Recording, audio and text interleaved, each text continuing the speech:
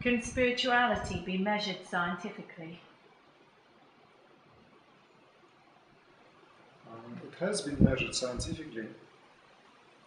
Historically, for instance, spirituality and science have never left each other.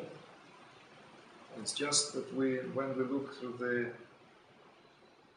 prism of the past 300 years of gravitation towards a rational thinking, where the whole entire empirical science was based on rational analysis and rational understanding of the laws of nature, spirituality kind of fell in the background and became the domain of those who were practicing spirituality, so to speak.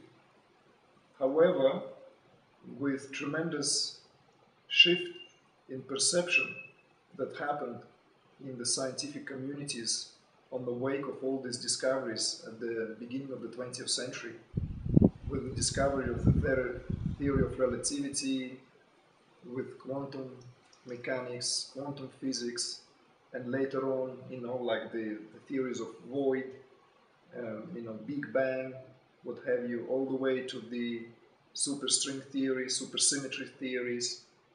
All these kind of brought spirituality and consciousness back closely towards each other. For instance, from the level of experiment, both countries, the United States and the Soviet Union, conducted series of experiments back in the 70s where they employed the use, the help of spiritually advanced beings. For instance, I know a little bit about it from the point of view of the results that were published in some of the Soviet Union magazines back then, and I'm sure that was just the tip of the iceberg, what was allowed for the public consumption. And you can just imagine what was actually the result of these experiments on the level of what was used by the military. So those experiments, for instance, were conducted primarily on the level of what is happening inside the physiology of those beings. And yogis from India, for instance, were partaking in those experiments. The EEG, which later on, became a kind of a common understanding of different waves that pass through our brains, with different frequencies, the alpha, delta, gamma, all these waves, correspond to different states of consciousness, correspond to different experiences that we kind of literally have on the perceptual level.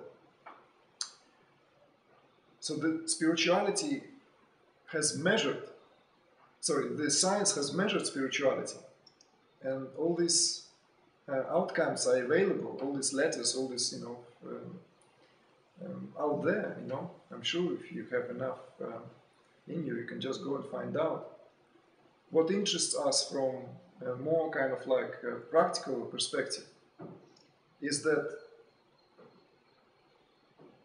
spirituality is measured by the way we feel towards ourselves and towards our environment. This is another domain where science is now making very big steps. Also, in the domain of how individual advancement affects the collective state of affairs, as well as how the collective practice of spirituality affects the collective state of consciousness. So spirituality and science are now becoming more and more inseparable, just as it was perhaps in the distant past. So it's a very exciting time we live in. It's very profound discoveries that we are literally witnessing. And not to be aware of those discoveries is to be half asleep still. It's to be half, in the past.